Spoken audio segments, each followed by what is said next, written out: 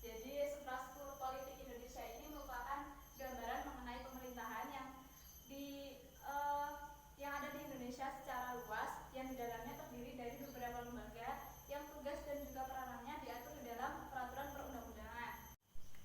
Lanjut mengenai materi kita pada siang hari ini, yaitu mengenai lembaga-lembaga negara menurut Undang-Undang Dasar Republik Indonesia tahun 1945. Di sini ada lembaga BPK, Presiden, DPR, MPR, DPD, Mahkamah Agung, Mahkamah Konstitusi, dan juga Komisi. MPR sendiri, MPR ini berkedudukan sebagai lembaga negara, bukan sebagai lembaga tertinggi yang dahulu pernah berlaku di wilayah negara Indonesia. Kemudian anggotanya sendiri, MPR ini terdiri dari DPRD dan juga DPD. Nah, untuk menjalankan tugas dan fungsinya, MPR ini memiliki beberapa kewenangan, seperti yang pertama melantik presiden dan juga wakil presiden, kemudian yang kedua memberhentikan presiden dan wakil presiden hanya dalam masa jabatannya. Kemudian yang ketiga yaitu mengubah dan menetapkan Undang-Undang Dasar Republik Indonesia. Terus kemudian lembaga yang kedua yaitu presiden. Presiden ini dipilih oleh rakyat melalui pemilihan umum. Nah, presiden ini sebagai kepala negara, ia juga berwenang sebagai kepala pemerintahan. Nah, mengenai wewenang dari presiden ini sendiri, ia memiliki beberapa kewenangan. Di antaranya itu yang pertama, dia memegang kekuasaan tertinggi angkatan darat, angkatan laut, dan juga angkatan udara. Kemudian wewenang lainnya yaitu bahwa presiden ini berhak mengangkat dan juga memberhentikan para menteri-menteri negara. Kemudian selanjutnya presiden juga berwenang dalam memberikan amnesti dan abolisi yang pemberiannya dengan mempertimbangkan dari pertimbangan DPR itu sendiri. Mengapa harus dengan pertimbangan DPR? Karena amnesti dan abolisi ini berkaitan dengan kehidupan politik, di mana lembaga yang berkaitan dengan kehidupan politik sendiri itu adalah lembaga DPR. Oleh karena itu, mengapa dalam pemberian amnesti dan abolisi presiden harus mempertimbangkan dari pertimbangan DPR? Seperti itu. Kemudian memberikan gerasi dan juga rehabilitasi dengan pertimbangan Mahkamah Agung. Seperti DPR tadi, kenapa harus mempertimbangkan dengan pertimbangan Mahkamah Agung? Karena gerasi dan juga rehabilitasi ini berkaitan dengan jatuhan hukuman yang disampaikan oleh lembaga peradilan kepada terdakwa ataupun tersangka, di mana ketika presiden tidak memberikan gerasi dan juga rehabilitasi ini, ia harus mempertimbangkan dari pertimbangan Mahkamah Agung selaku yang memberikan putusan peradilan kepada tersangka ataupun terdakwa. Perwakilan rakyat. Nah, Dewan Perwakilan Rakyat ini dipilih juga melalui pemilu, di mana anggota dari DPR sendiri itu berjumlah 550 orang. Nah, dalam menjalankan wewenangnya, DPR ini dibekali dengan beberapa fungsi terkait dengan lembaga perwakilan rakyat, yaitu ada 3. Yang pertama fungsi legislasi, kemudian fungsi anggaran, yang terakhir yaitu fungsi pengawasan. Itu. Kemudian lanjut mengenai Badan Pemeriksa Keuangan atau disingkat dengan BPK. Nah, BPK ini berbeda dengan beberapa lembaga setelah saya jelaskan tadi, seperti Presiden, DPR, MPR, dan juga DPD. BPK ini sebagai lembaga negara, ia bersifat bebas dan juga mandiri. Artinya dia sebagai lembaga independen, tidak mendapat pengaruh dari kehidupan politik di Indonesia.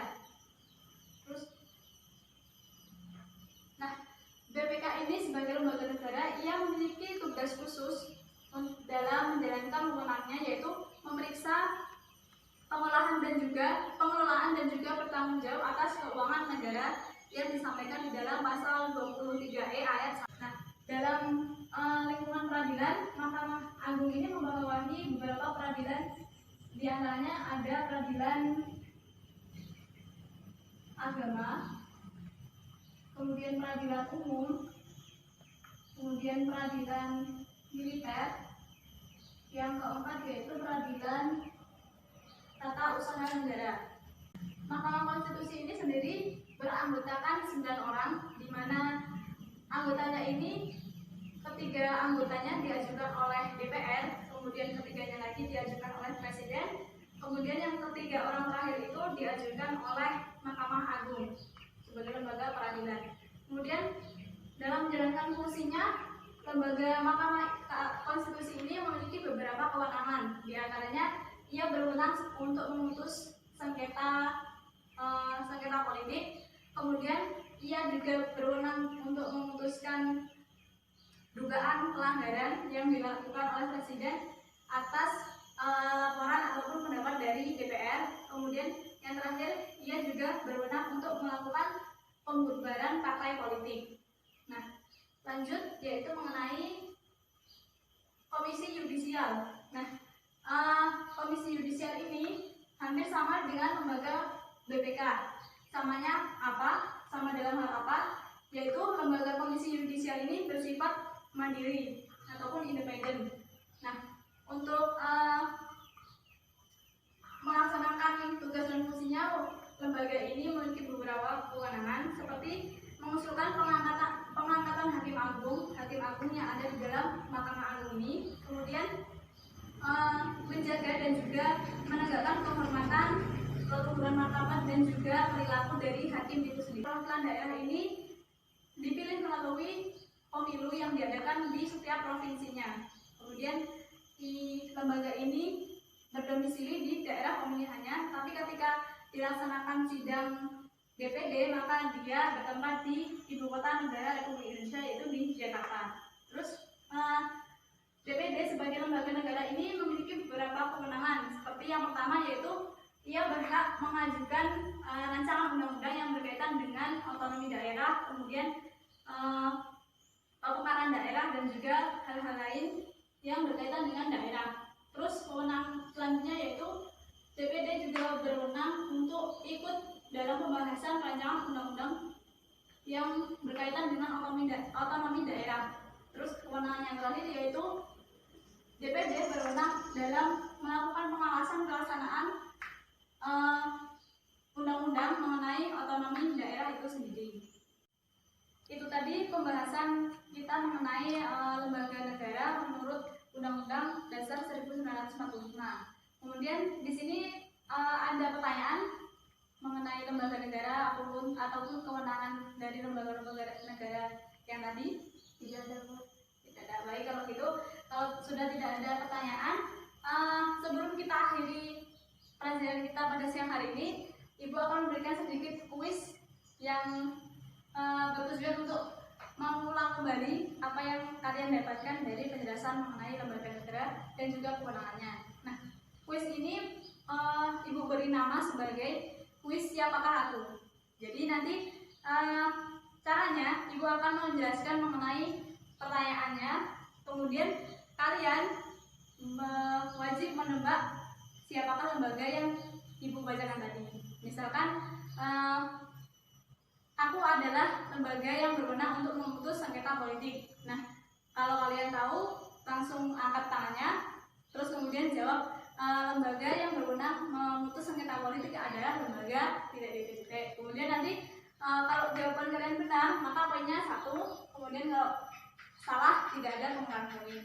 Seperti itu. Jelas? Aku adalah lembaga dengan anggota yang berjumlah 550 orang. Siapakah aku? Ya, Deva? DPR, Dewan Perwakilan Rakyat. Oh, ya. Yakin jawabannya? Yakin. Ya, benar sekali jawabannya. Jadi lembaga yang beranggotakan 550 orang adalah lembaga Dewan Perwakilan Rakyat. Benang untuk melantik presiden dan juga wakil presiden. Siapakah aku? Ya, Majelis Permusyawaratan Rakyat. iya, benar sekali Linda. Jadi lembaga yang berwenang untuk mengangkat presiden dan juga wakil presiden adalah Majelis Permusyawaratan Rakyat. Kemudian lanjut di pertanyaan yang terakhir sebagai penentu ya ini, yaitu pertanyaannya, aku adalah lembaga yang bebas dan juga mandiri yang memiliki tugas khusus di dalam pasal 23E ayat 1. Siapakah aku? Ya? BPK. Iya. Benar sekali. Lembaga yang memiliki tugas khusus dan juga bersifat bebas dan mandiri adalah lembaga Badan Pemeriksa Keuangan. Jadi dari kuis ini bisa kita lihat hasilnya itu Rinda mendapatkan 1 poin, kemudian Deva mendapatkan 2 poin. Jadi pemenangnya yaitu Deva. Apresiasi Ibu kepada kalian yang sudah menjawab dengan benar, maka Ibu berikan hadiah berupa pena. Jangan dilihat dari sisi harganya, tapi dilihat dari sisi kebermanfaatannya. Seperti itu. Jadi seperti itu tadi penjelasan mengenai lembaga-lembaga negara Republik Indonesia menurut Undang-Undang Dasar 1945 serta kewenangan yang dimiliki oleh beberapa lembaga tersebut. Kemudian ada pertanyaan mengenai lembaga negara dan juga kewenangannya? Tidak ada, Bu. Tidak, baik. Sebelum kita tutup, ada yang bisa menyimpulkan mengenai pembelajaran kita pada siang hari ini, yang membahas mengenai lembaga negara dan juga kewenangannya? Mungkin tunjuk tangan, terserah kalian, menurut opini kalian saja. Kesimpulan dari pembelajaran kita pada siang hari ini apa?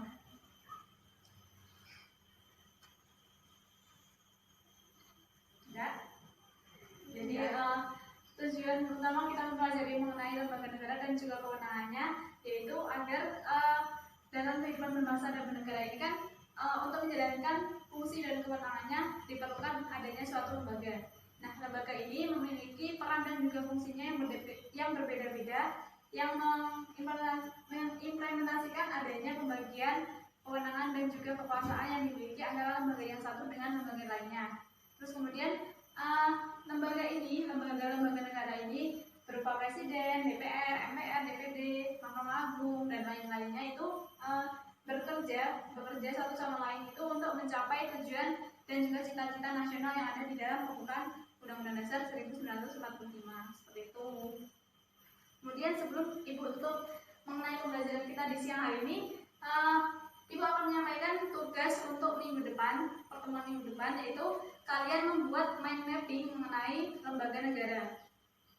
Tugas mind mapping ini disusun berdasarkan tugas kelompok. Jadi nanti kalian berkelompok, ada 2 orang setiap kelompoknya. Terserah nanti anggotanya silahkan pilih sendiri, nggak perlu Ibu tentuin siapa saja anggota kelompoknya. Seperti itu. Perannya yaitu untuk minggu depan. Jadi minggu depan kita merepresentasikan hasil dari kerja kelompok kalian mengenai mind mapping lembaga negara ini. Jelas? Jelas, Bu. Nah, kalau gitu kita tutup pelajaran pada siang hari ini mengenai lembaga negara dan juga kewenangannya menurut Undang-Undang Dasar 1945. Semoga penjelasan yang Ibu berikan bisa kalian pahami dan juga bisa kalian mengerti, yang bertujuan kemudian untuk diimplementasikan pada kehidupan sehari-hari. Seperti itu. Tutup. Wassalamualaikum warahmatullahi wabarakatuh. Waalaikumsalam warahmatullahi wabarakatuh.